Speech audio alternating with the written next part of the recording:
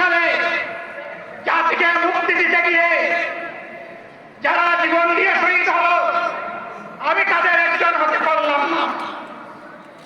আপনাদের কাছে দোয়া চাই, ইনসাফের ভিত্তিতে একটি দেশ গড়ে তোলার জন্য আগামীতে যে লড়াই হবে, আমার আল্লাহ যেন সেই লড়াইয়ে আমাকে একজন শহীদ হিসাবে কবুল করেন। আমিন। সম্মানিত বন্ধুগণ, আমাদের প্রিয় শহীদ নেতৃবৃন্দ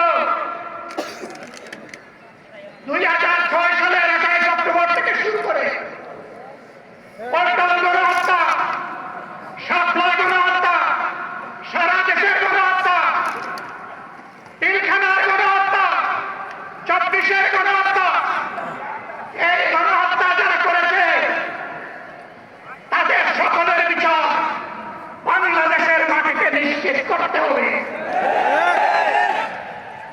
এদের বিচারের দৃশ্যমান প্রক্রিয়া শুরু না করা পর্যন্ত পুরানো ব্যবস্থাপত্রে বাংলাদেশ আর চলবে না।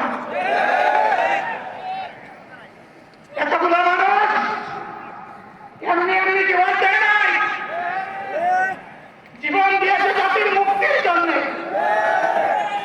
যদি বাস্তবতা পুরানো সব কিছুই টিকে থাকবে, তাহলে কেন তারা জীবন দিয়েছে? ঠিক। যারা ওই ব্যবস্থাপনায় বাংলাদেশকে আবার করতে চান, তাদেরকে আমরা বলি, জুলাই যুদ্ধ করে যারা জীবন দিয়েছে, আগে তাদের জীবনটা ফিরত এনে দেন। যদি শক্তিটাকে ফিরত এনে দেন, আপনারা পারবেন না। যেহেতু পারবেন না, কাজেই নতুন ব্যবস্থায় নতুন বাংলাদেশ গড়ে তোলা হবে ইনশাআল্লাহ।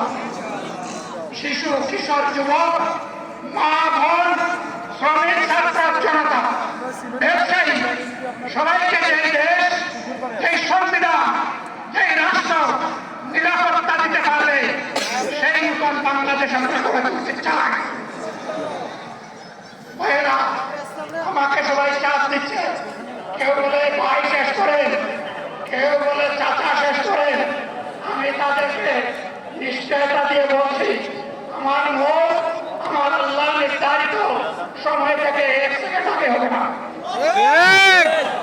এবং হায়াত যা দিয়েছে তার 1 সেকেন্ড আগেও আমি যাব না। অতএব মহান আল্লাহর কাছে আবারও তৌফিক চাই। আপনাদের কাছে যে কষ্ট হয়েছে, আমি তো এখানে শান্তিতে বসেছিলাম, আর দিকে শুধু দৃষ্টি যাচ্ছে না, কি কষ্ট হচ্ছে আমার ভাইকে। এই কষ্ট আল্লাহর জন্য, এই কষ্ট কার জন্য? আল্লাহর জন্য। আল্লাহ তাআলা আপনাদেরকে তার উপযুক্ত জাযা দুনিয়া দিবেন, আখিরাতে দিবেন। আপনাদের এই ত্যাগের বিনিময়ে নতুন বাংলাদেশ আমরা পেয়ে যাব। আসুন সেই নতুন বাংলাদেশের জন্য একবার স্লোগান দিয়ে শেষ করি। নারায়ে তাকবীর, আল্লাহু আকবার। আসসালামু আলাইকুম ওয়া রাহমাতুল্লাহ। ওয়ালাইকুম আসসালাম ওয়া রাহমাতুল্লাহি ওয়া বারাকাতুহু। নাহমাদুহু। এটা ধরেন ভাই, বিরানি।